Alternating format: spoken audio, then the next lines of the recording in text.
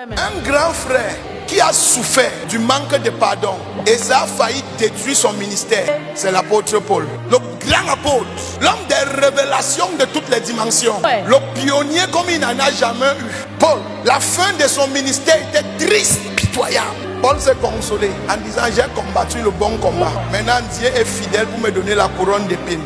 Il dit: j'ai combattu seul, mais Dieu ne l'a pas appelé seul. Dieu a appelé les deux dans un même ministère. Mettez-moi Paul et Barnabas à part. Barnabas est allé où? Qu'est-ce que Paul a fait qui a fait partie Barnabas?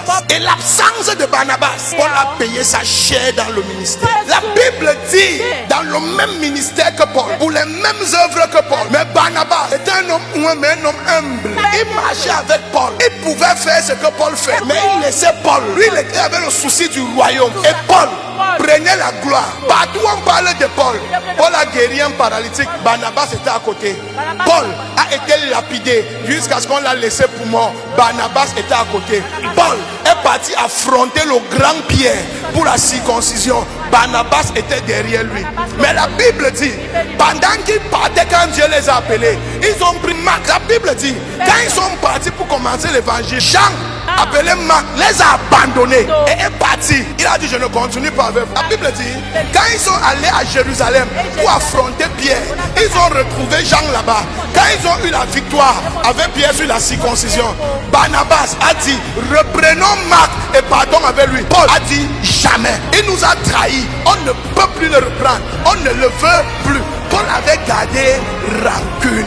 Paul avait gardé rancune. Et la Bible dit, à cause de cette rancune, Barnabas, il s'est dit: donc moi, je suis derrière toi. Ça veut dire que je suis fou alors. Ok, moi je prends Marc, toi pas. Et il est parti. Il n'a pas compris que le manque de pardon là a détruit l'aide de son ministère. Barnabas, vous allez voir Paul.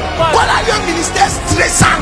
Chaque jour, lettre aux Corinthiens. Chaque jour, lettre aux Éphésiens. Chaque jour, lettre aux Hébreux. Chaque jour, il écrit. Si Barnabas était là, il n'aurait pas écrit. S'il avait repris Marc, la preuve, c'est que Timothée, quand Paul partait, Timothée était encore bébé spirituel. À la fin de sa vie, il avait un héritier bébé. Il devait le supplier, le conseiller. Marc était déjà mûr.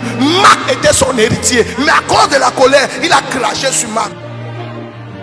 La colère est destructrice. Le manque de pardon est dévastateur. Ça détruit. Voilà Paul, à la fin de sa vie, dans le livre de 2 Timothée, il appelle Timothée: Timothée, viens vite me voir. Tout le monde m'a abandonné. Pourquoi on t'a abandonné? Parce que c'est lui qui devait encadrer les gens pour toi. Vous êtes séparés. Toi, tu es un évangéliste de puissance et de miracles, mais tu as besoin d'un pasteur derrière toi. Et à cause de la colère, tu t'es séparé avec le pasteur que Dieu t'a donné. Tu vas payer les conséquences. Et il supplie maintenant Timothée: reviens avec Marc.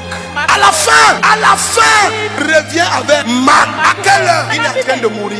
Il dit que Luc seul est resté avec moi. Timothée, viens vite. En venant, ramène-moi Marc. Il est utile pour moi dans le ministère. À quelle heure, Paul? À quelle heure? C'est là où j'ai compris quelle était l'épine qui était dans la peau de Paul. Quand tu ne pardonnes pas, tu peux être ouin comme le bulldozer. La colère va te détruire.